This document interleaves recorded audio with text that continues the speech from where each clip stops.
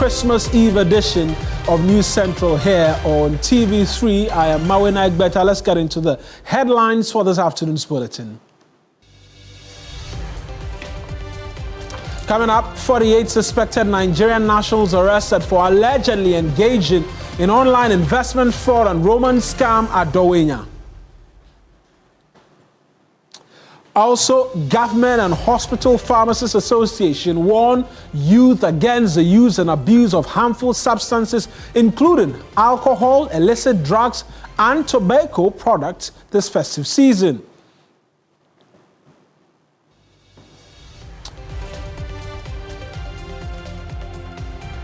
A lot later, surge in road accidents in the Western region prompts Regional Minister to call for a comprehensive national policy framework to address the crisis.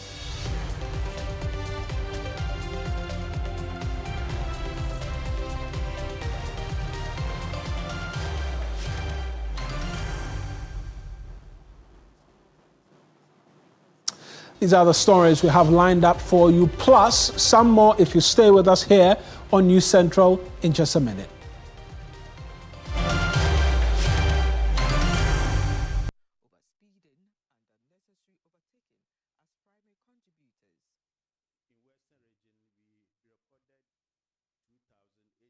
Now, this afternoon, the Government and Hospital Pharmacists Association, GOSPA, is warning the youth against the use and abuse of harmful substances, including alcohol, illicit drugs, and tobacco products this festive season. The association is particularly concerned about the growing use of vaping, shisha, and e-cigarettes, especially among young people. Though often marketed as safer alternatives, these products, they say, contain harmful chemicals and addictive nicotine that can damage the lungs, heart, and brain and increase the risk of cancer and respiratory diseases. GOSPA is also reminding the public to observe strict food safety practices and emphasizing the importance of mental health during the holiday period as well. And they stress that if you're feeling lonely, overwhelmed, or distressed, reach out to loved ones or speak to your pharmacist, a trusted healthcare professional available, in every community.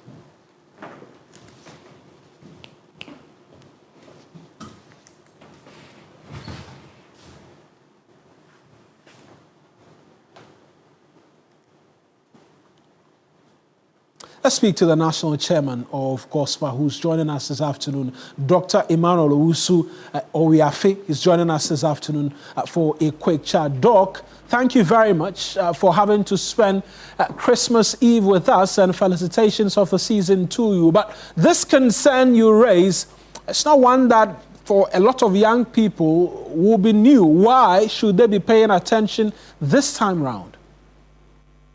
Okay, so thank you very much, and thank you for having me. The issue is that during Christmas, during the festivities and these holidays, etc., it gives room for people to gather together, meet, fraternize with friends and family. And these are the very avenues that usually enhance the propagation of such practices. And so as responsible healthcare providers, it is just appropriate that we sound that caution so we can be more circumspect in our lifestyles, even during these holiday periods. Circumspect in the lifestyle during the holiday period. Where do you stand for persons who argue that, look, these are harmful substances, and in other advanced countries, the government, in seeking to correct behavioral tendencies in such instances, they introduce levies and some others on a number of these things to make them more expensive and to deter young people from consuming it. Yes, we're in the festive season and you're advising them, but do you see that as the path forward, considering the risks we've seen over the last few years in terms of non-communicable diseases being on the rise?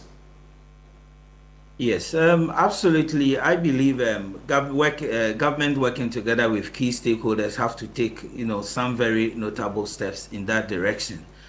If you consider the issue of even especially the seizure and then the e-cigarettes, if an individual, smokes this thing in for about an hour, it is actually equivalent to smoking about 200 sticks of cigarette.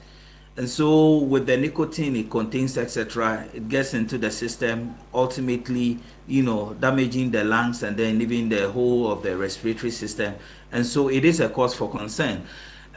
We would advocate that, of course, the FDA, working together with the other relevant agencies, should have a crackdown. I mean, if the key issue here is that in most of these, pubs and other, avenues where people abuse these things, they are not actually even well regulated, and that is why the caution is very, needed to go directly to the citizens who actually indulge in that act. Ultimately, of course, the health ministry working together with the other agencies ought to take some kind of action.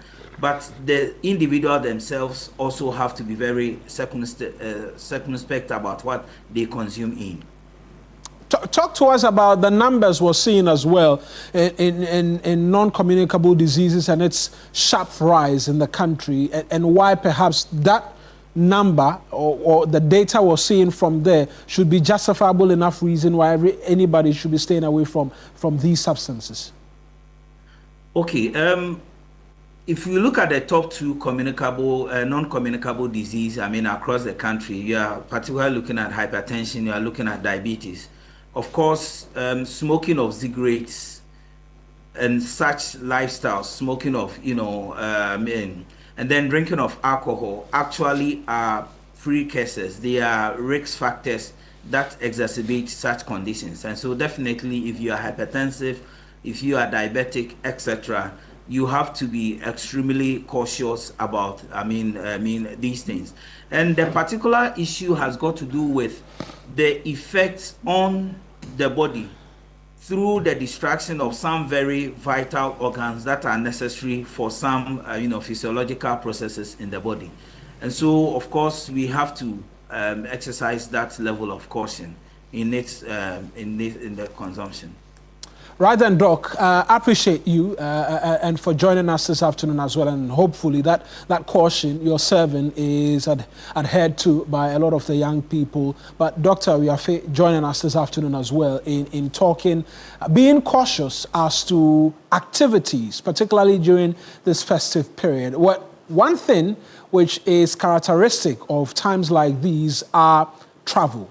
Lots of individuals are seeking to leave Accra to the respective regions and from various other regions into the capital because it's a time where family and friends gather. At bus terminals, quite the frenzy because from no buses being available to transport fares seeing some hike. My colleague Armstrong Goda-Logbe is there for us. So let's connect with him right now and get an understanding as to what the bus terminals are looking like on Christmas Eve. Just a day, right now you can say barely some hours to Christmas, really. Armstrong, thank you very much for joining us as well. Talk to us as to the scenery, where you are and where you've been as well.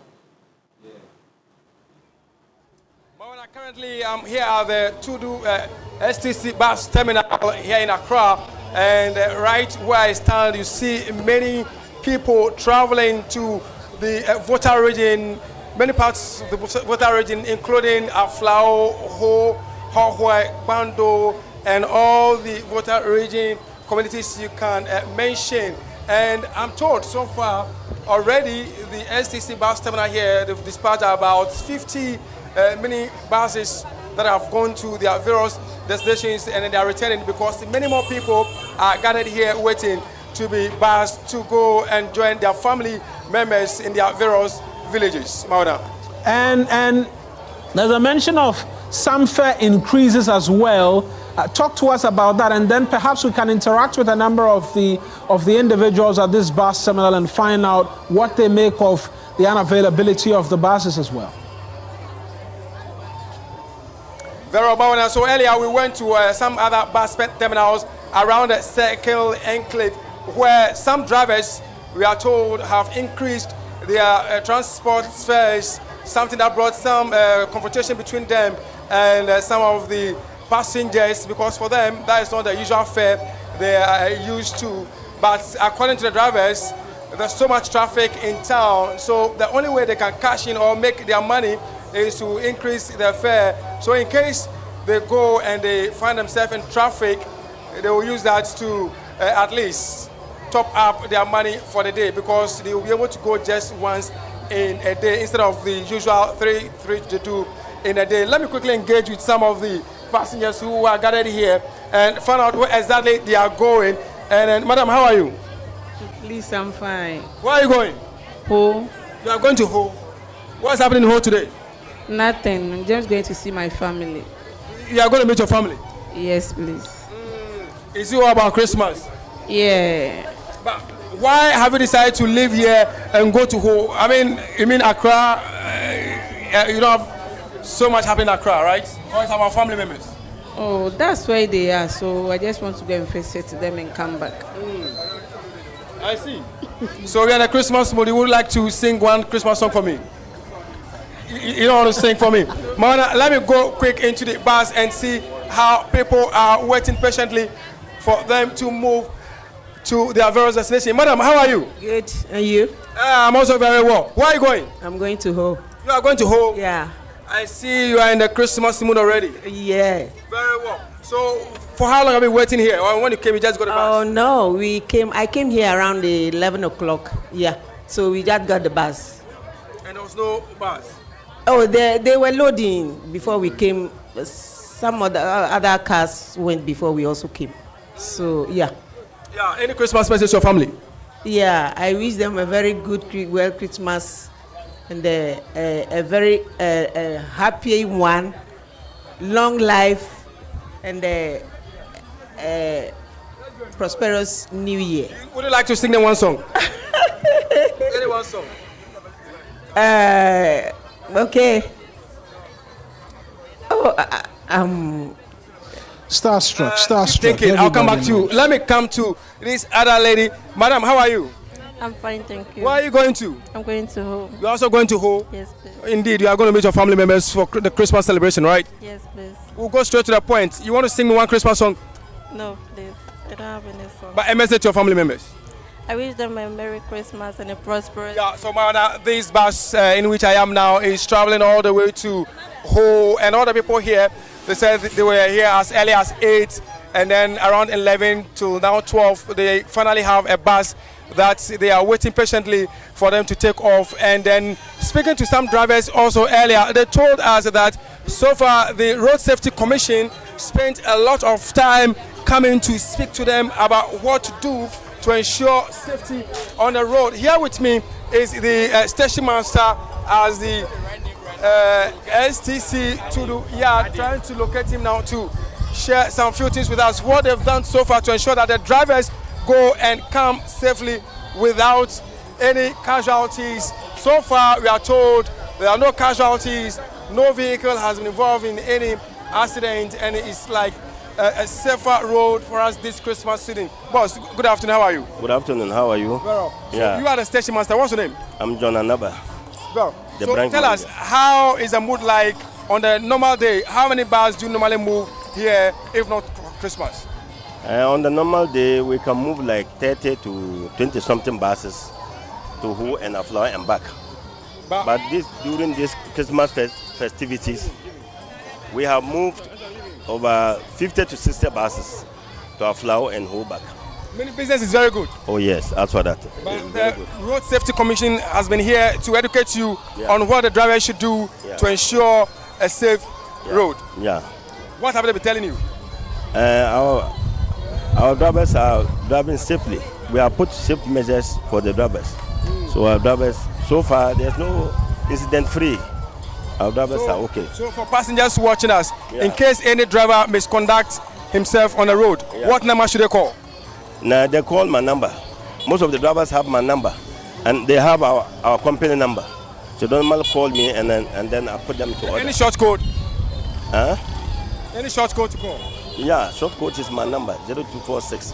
Very well, that's okay. Yeah. So basically, he is saying that road safety has been here to educate them on what the drivers should do to ensure that they drive safely on the road, so that at the end of the festive season we will not hear any bad news. So far, as it stands right now, it appears all the other road terminal stations I've been to, the drivers have been well educated, and madam, excuse me, they've all been educated, and also, as it stands right now, no casualties have been recorded on the road so far as the festive season is concerned by now. A pleasure to have you join us. Thank you very much. As Joseph Armstrong Gold Alogbe is my colleague from the STC Tudu Terminal for us this afternoon. And we're less than 24 hours to the birth of Jesus Christ. The festive atmosphere is gaining quite the momentum in the greater Tamale metropolis. Last-minute shopping amidst traffic congestion has characterized the central business district of Tamale. The Tamale Metropolitan Security Committee has also intensified security patrols around the city. Let's take you there right now, where my colleague Christopher Mwaku is on standby for us this afternoon. Chris, compliment of the season to you as well. How is Christmas picking up in a Muslim-dominated community like Tamale? Okay, so here in the greater Tamale metropolis, the Christmas festivity is beginning to take a very big momentum here, as most of the people who hitherto were outside the metropolis have begun moving into the metropolis. Those who are already in the metropolis have also begun doing their last-minute shopping, because today happens to be 24th, and so tomorrow, not every shop is possible to be open tomorrow. So everybody is struggling to do last-minute shopping. But I've just struggled to get a place to park, join this segment of our news, because the town is heavily choked. The traffic is intense as people are maneuvering their way into the central business district. I must say that though a Muslim-dominated community, everybody is taking part in the processes ahead of tomorrow's Christmas. Like we see during the Eid al-Fitr and Eid al-Adha celebration, we see a lot of Christians joining their Muslim friends to celebrate these occasions. And so when it comes to Christmas, similarly, the Muslims also join the Christians to celebrate this very important festivity. And so the Tamale metropolis is busy as we speak, and a lot of people are in town to buy things for their Christmas. And tell us about the security arrangement as well by the Metropolitan Council. Yes, now when it comes to security, I must say that everything is in place, because the Tamale Metropolitan Assembly are giving the assurances that during this time, they are going to put everything in place for a peaceful celebration. As we speak, police patrols have been intensified in the Tamale Metropolis and Sanargu areas. We also have other security services joining to ensure that they give maximum security during this festivity. Now, the assurance also is that those who are engaged in illicit drug trafficking, this is the time that they are going to start them and ensure that they don't continue with their trade. Let's take a listen to what the Tamale Metropolitan Chief Executive Abu Takoro has been saying. You can see, if you turn your back, you will see the message is set for us to commence a meeting. I call this meeting purposely because of the Christmas holidays, because during the holidays, a lot of things happening. And as you know, Tamale is a different place altogether. So currently, immediately after this interview, I'm going to step into the message meeting to chair the meeting to see how best the security can position themselves, as we already know how Tamale is, so that by the end of these festivities, we will not, encounter any problem in regards to the security in the metropolis. What I want to assure the people of Tamale is that we are going to make provision to prevent whatever will emanate during the holidays in regards to the security in the metropolis. And Chris, you've been interacting with a few of them as well. It does appear, Chris, we may have lost Christopher on Zoom. But yes, Tamale as well is buzzing, less than 24 hours to the Christmas festivity. And we're still in the mood of Christmas because it's Christmas Eve. And we'll be taking you to the central business district as well because the celebration of religious festivals, amongst many other things, in Ghana continues to bring people of diverse faiths together in shared joy and fellowship. Over the years, this culture has strengthened interfaith tolerance and camaraderie, contributing to the country's enduring peace and unity. A bit more on this for you if you stay with us here on News Central as we go for our very first break here on the Bulletin.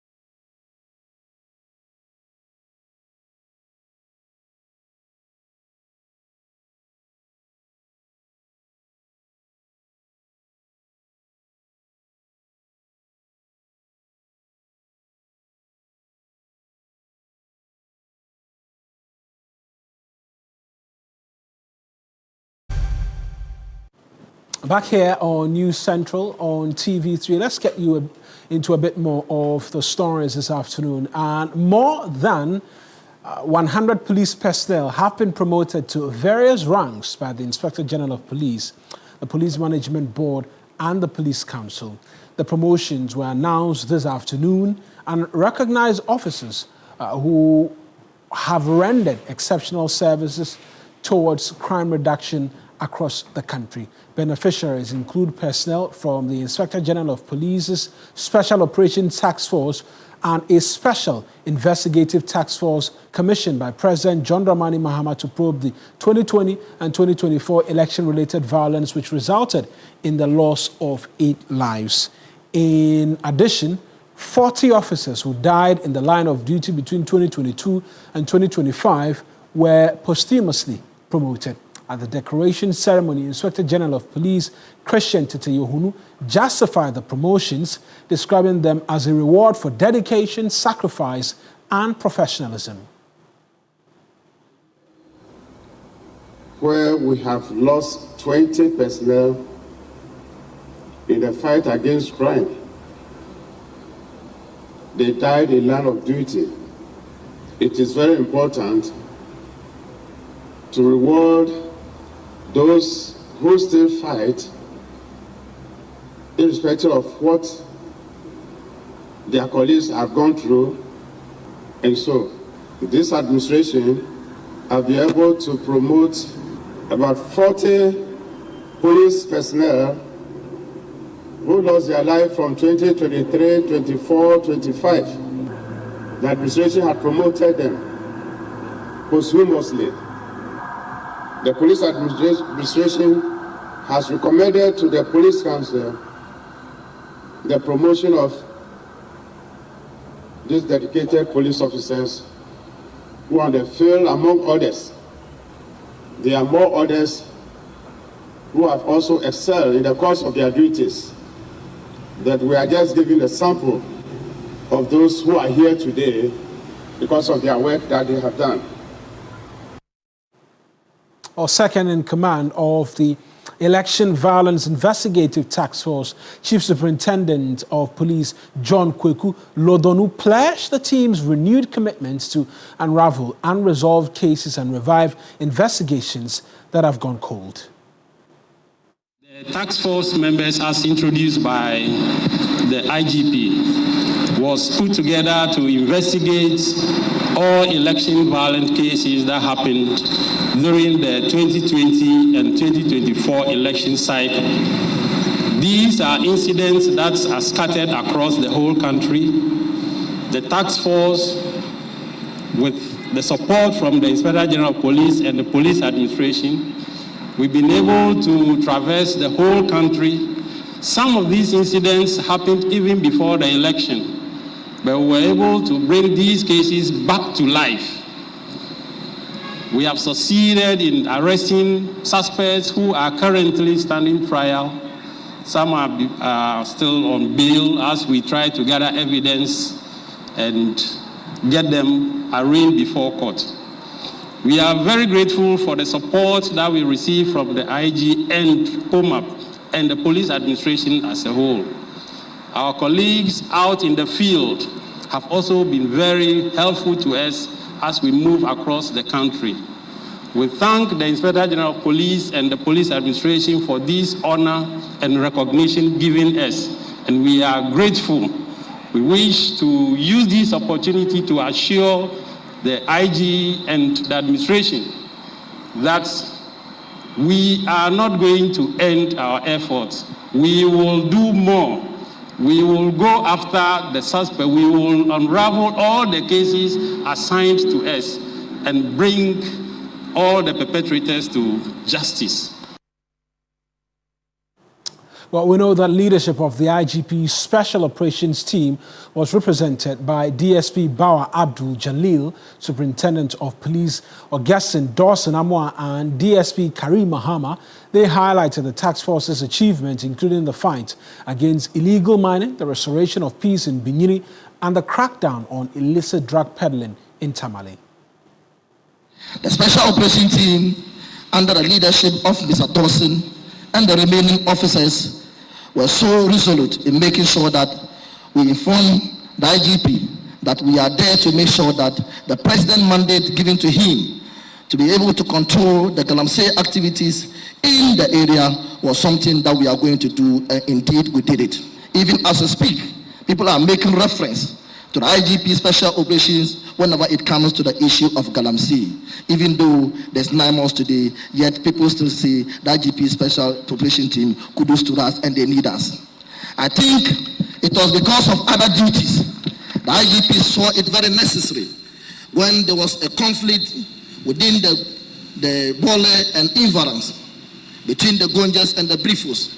The IGP quickly deployed the team to the area to make sure that we bring sanity and enforce the law of curfew. We were there for the past 2 months, 3 weeks, until a subsequent decision, a petition that was sent to the IGP with regards to violent crime, armed robbery, and other related activities in the northern region, which needed our attention. We promise we will continue to make sure that the special operation team, wherever our services is needed, we will make sure that we deliver to keep the country safe until we say we are going on retirement, and we'll continue to do our best. Thank you very much. Now, the Minister for Communication and Digital Technology, Samuel Nate George, has announced the arrest of 48 suspected cyber criminals in a coordinated security operation at Dowenya in the Ningo Pram constituency. The intelligence-led nighttime operation was carried out by the Cybersecurity Authority, working with National Security and the Ghana Police Service.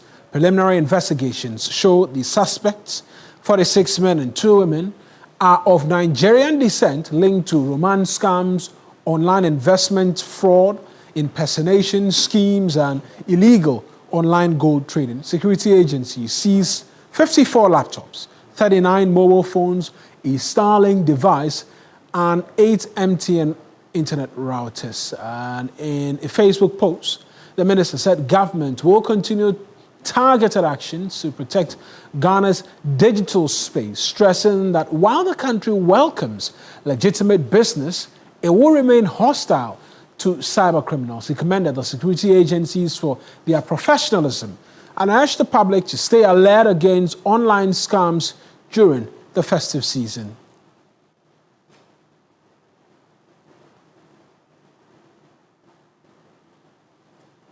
Let's take you to the Western region right now, because the surge in road accidents in the region has prompted the regional minister, Joseph Nelson, to call for a comprehensive national policy framework to address the crisis. Speaking at a stakeholder meeting on safe and responsible driving during the festive season, the Western Regional Commander of the Motor Traffic and Transport Division, MTTD Superintendent Paul Bruce Amwa, had attributed the significant rise in accidents primarily to driver error. Irama Smith has more. The Western region recorded 2,800 accidents with 465 fatalities from January to November 2025. This represents a significant rise compared to the same period in 2024, when 1,119 vehicles were involved in road crashes. The Western Regional Commander of the Motor Traffic and Transport Division, Superintendent Paul Bruce Amwa, who disclosed that his office has begun sensitization campaigns for drivers at the various transport terminals, indicated that majority of these accidents are still caused by human error. He cited behaviors such as drunk driving, overspeeding, and unnecessary overtaking as primary contributors. In Western Region, we recorded 2,800 accidents from January up to November, and then 465 deaths. These accidents are mostly due to errors on the part of drivers. When we take about 100 accidents, 90 to 95 is caused by drivers, human error. The two police regional commanders for the Western and Western Central Commands echoed these concerns, highlighting a key operational challenge. They explained that limited resources for conducting drunk driving tests are a major source of difficulty and frustration, particularly during the subsequent court proceedings for such cases. Sir, breathalyzer na you who know for health reasons. What you feel to you be no something good to you be no. At the end so the do saying. It's difficult. Na say confirm say wa no nsa abro de e wo se wo no a quickly e de ne court. Pani afan ne kakra. Na say ye exercise bi. Ye kura ya ba mu bu ye say o ye do mu nyina e court. E ko ya dey afan 60 30 60 30. Obechi omo akọ wan kasa obenu hu say wo chie. It is in this regard that the Western Regional Minister Joseph Nelson reiterated his call for a comprehensive national policy framework to reduce motor accidents. He was speaking to reporters on the sidelines on safe and responsible driving during the festive season. Listening to the police, I have been able to record some important interventions that I believe by way of policy we should be able to make. It came out clearly in the meeting that the police doesn't have enough to be able to check drink driving. They don't have the wherewithal to be able to do that effectively. The law must be clear so that it sends a strong message to drivers that you can't just bring, and drive. I think that it must be clear enough. And of course, the police's ability to detect drink driving increase, that ability must be enhanced. Ghana recorded 13,000 accidents from January to November 2025 with 2,600 fatalities. Irama Smith, TV3 News, Takrady. Now, governance expert Professor Bafo Ajimendria has criticized Ghana's poor road maintenance culture, attributing it to what he describes as a negative mindset among the people. According to Professor Ajimendria, even the highly educated are complicit in running the nation down. He further blamed corruption, greed, and leadership failures for the lack of adequate and long-lasting infrastructure across the country. The mind. Many of the changes we want will not happen because our mindset, Ghanaians, our mindset is so terrible. These road projects and other things you're talking about is one of the concerns I have had for years. I know roads that were built barely 4 years ago. Nicely, when you drive on first time, very nice, the markers are there. Today, go to the same road. I can refer one to you. Go and see how the road has started being washed away. And because we don't have what we call maintenance culture, we will sit by until it is completely rotten, then we go for loans to come and build the road again. These civil engineers were trained, at least in Ghana, University Tech, KNUST. Some train abroad. Also, another thing you should notice, especially in the towns, where a road is coming to a T-junction, the gutter underneath that road, we have never been able to do it right. So in big roads, you see a pole in a hole warning drivers don't come here because we couldn't know how to cover the gutters. And we are university civil engineers. People like me and you, basically it's the educated people who are running this country down. Highly educated people. I don't know what education has done to our brains. Now, the authority of Parliament is not exercised through debates and votes only, but rests supreme in the mace, which is required to be present at all times during official proceedings. But it became an issue of controversy recently when the minority MPs disrupted proceedings and moved to the center of the chamber, forcing the marshals to protect it from being taken away. Christian Yale takes a closer look at the symbolism and authority of the maze and why its presence in a disorder matters. The marshal places the mace on his right shoulder ahead of the speaker during procession into the chamber to begin proceedings. It is the authority and sovereignty of Parliament, holding huge significance, a practice common in other jurisdictions like in the House of Lords or Commons in the United Kingdom, where Ghana drew its parliamentary inspiration from. In the Lords, it rests on the woolsack behind the Lord Speaker during proceedings.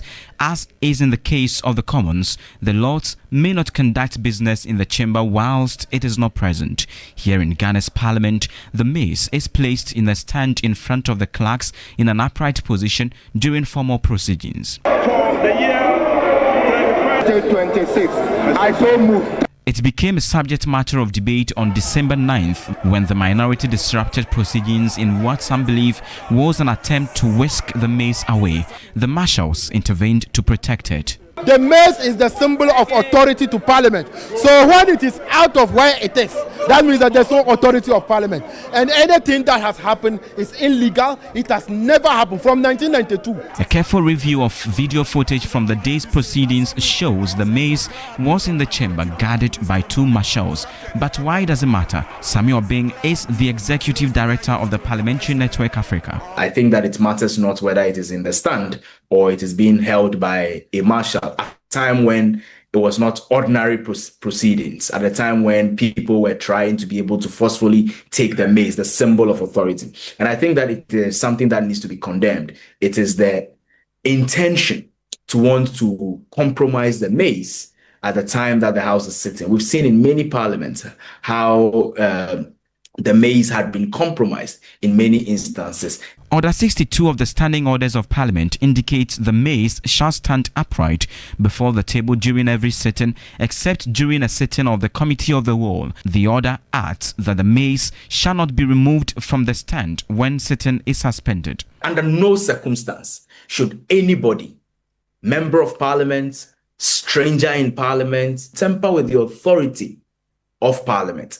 So that members of Parliament know that whether it is the mace or wanting to drag the seats from beneath, the speaker, as happened in the 8th Parliament or what have you, these kinds of things should not be happening in the first place. And for me, I think that it's a matter of parliamentary privileges that must apply. During a consideration stage of a bill, the mace is tilted where the rules of debate or engagement are relaxed. When the House goes on recess or a parliament is dissolved, the mace is kept at the Bank of Ghana. It tells you about how important it is and why it cannot be desecrated by a member of Parliament or even a caucus, or cannot be taken away by any of these individuals unless the ideal custodians of it, who are the marshals, who bring it into the house, take it out and ensure that it is always kept safe. The legitimacy and authority of the mace cannot be overemphasized. Why members bow to it at the commencement of business or upon re-entering the chamber when business had started. At the end of proceedings, the marshal yet again carries the mace on his right shoulder ahead of the speaker to recede from the chamber. Christian Yali, TV3 News, Parliament. And that report by my colleague Christian Yellow take us on to another break. We're back with a bit more stories for you here on News Central. Please stay with us.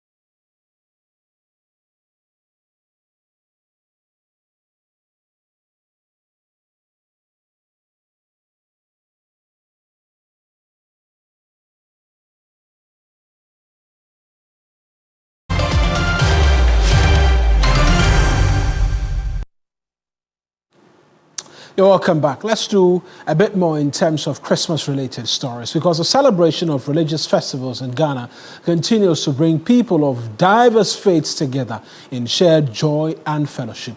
Over the years, this culture has strengthened interfaith tolerance and camaraderie, contributing to the country's enduring peace and unity. This Christmas season is no exception, as Noura Mohammed takes to the streets of Accra to explore how religious harmony remains a defining feature of Ghanaian society. During Islamic celebrations such as Eid al-Fitr and Eid al-Adha, many Muslims in Ghana share the festivities with non-Muslim friends, neighbors, and even strangers. Food and meat are freely shared as communities come together to honor the occasion. Similarly, during Christmas and Easter, many Christians across the country open their homes in celebrations to Ghanaians of other faiths. This long-standing tradition has helped foster decades of interfaith unity, solidarity, and mutual respect, an example admired beyond Ghana's borders. In Nima, a predominantly Muslim community in Accra, we spoke with residents and traders about how Christmas is observed in the area. Dr. Kasim Abdullahi, a Muslim lecturer at the University of Cape Coast, says his Christian friends celebrate Christmas with him every year. This is a blessing that Ghana has. If there is one thing that we all have to cherish and safeguard, it is the peace that we enjoy as Muslims, Christians, and even people of other faiths. We believe this is the best treasure. Even when you look at the continent, there is no place like Ghana. Everybody thinks what Ghana is doing is the best. And the only thing that is keeping us united is the understanding that we have. I have lots of Christian friends, in fact, right from school days till now. And during this time, they share what they have with us. We also share with them. We enjoy the food that they cook. They share with us. For these traders at Nima, the Christmas season is celebrated by Christian and non-Christian traders alike. Yes, some Muslims celebrate the Christmas, not all. We help them to enjoy their moment. It promotes unity a lot. We all come together. We are like a family. Many Ghanaians, regardless of religion, celebrate religious festivities, be it Eid or Christmas. And this sort of unity is to the envy of many across the globe. And each year, this unity keeps strengthening. Noura Mohammed for TV3 News, Accra.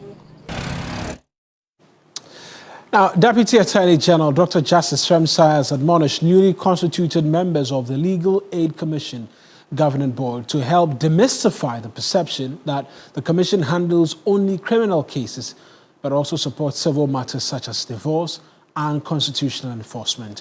A 10-member board of the Commission was sworn in by the Ministry of Justice. Ghana's total population of lawyers is about 11,000, out of which about 8,000 are actively practicing. According to statistics from the Ghana Bar Association's Lawyer Locator portal, as of December 2024, 6,486 were located in the country's capital, Accra. Reacting to the development while swearing in new board members of the Legal Aid Commission, Deputy Attorney General Dr. Justice Shremsai said they should help with the uniform distribution. You'll be surprised to see in some courts, there is only one lawyer who is the Attorney General's lawyer. He is doing all the criminal cases. He is doing all the civil cases. And then sometimes, because he's the only lawyer in the place, he ends up doing the case for individuals as well on off-record basis. What it means is that this commission has a duty to extend to cover all the other parts of the country. And it includes getting lawyers to those parts of the country. Now, your charge is to move beyond paying attention to criminal matters only and including key civil matters in your work. Justice of the Supreme Court, Gabriel Scott Pwamang, administering the oath of office and secrecy to a 9-member ministerial advisory board of the Ministry of Justice, urged them to ensure justice for all citizens despite the status. If you look at the competencies that have been lined up here, the competencies are meant to supplement the professionalism of the three key people in the ministry, give them advice, and bring to bear matters that otherwise would have eluded them. And you would all agree with me that at this present moment, the Office of Attorney General and Ministry of Justice have a huge mandate to discharge. An 8-member council for law reporting was also sworn in with a directive for them to ensure that law reports were up to date and accessible online. And that's our Christmas Eve edition of News Central for you from our studios here on the John Hammond Street. As always, a lot more news if you log on to 3news.com. I am Mawina Egbeta. Many thanks for watching.